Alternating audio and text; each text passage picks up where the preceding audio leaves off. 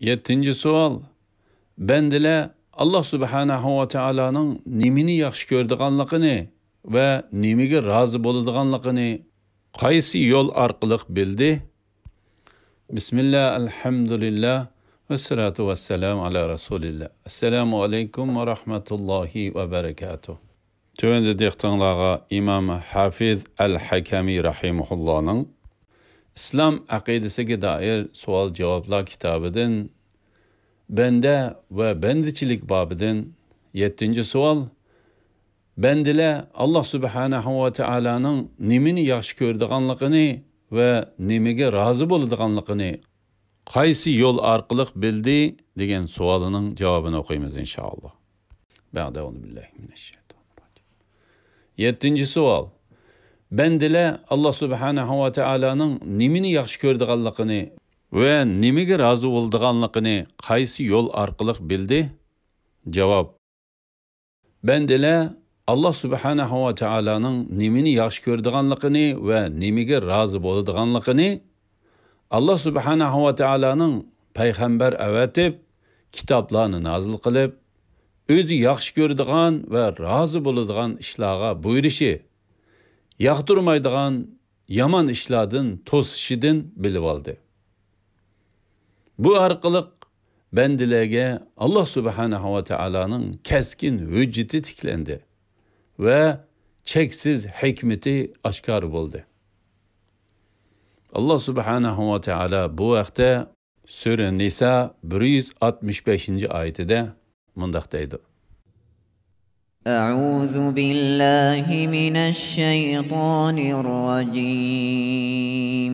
رسلا مبشرين ومنذرين لئلا يكون للناس على الله حجة بعد الرسل وكان الله عزيزا حكيما.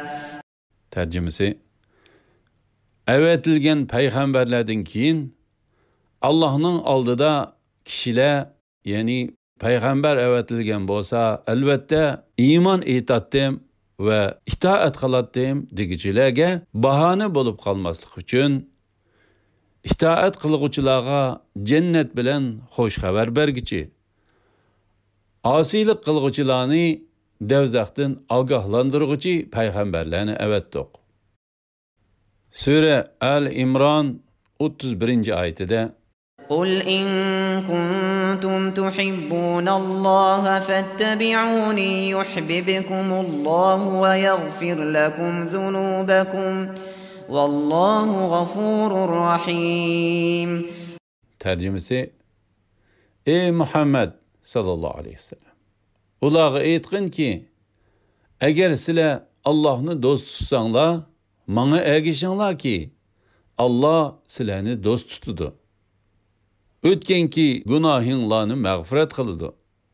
Allah en mağfiret kılgıcıdır, en mehribandır.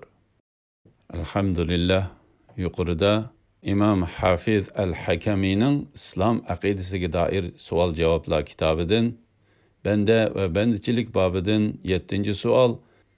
Bendiler Allah subhanahu ve ta'ala'nın nimini yaxshi ko'rdiganligini ve nimiga rozi bo'ldiganligini qaysi yo'l orqali bildi degan savolining javobini angladinglar.